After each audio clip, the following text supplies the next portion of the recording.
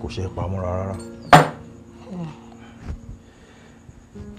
Abíóyè, èmi Adéfẹ́lá Àkànní ọmọ ọlá ọba, mo fẹ́ fi àkókò yìí sọ fún ẹ wípé mo ní ìfẹ́ àtọkànwá. Bẹ́ẹ̀ ni èmi náà nífẹ̀ẹ́.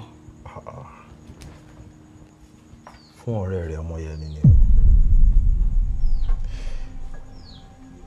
mo dẹ̀ fẹ́ kó bá sọ̀rọ̀ kó lè bá a fẹ́ mi.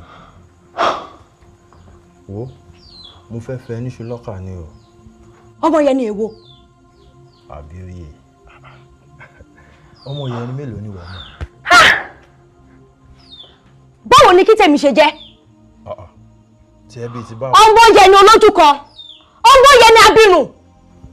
Òun gangan ni. Ní ìwọ fẹ́fẹ́. Bẹ́ẹ̀ni.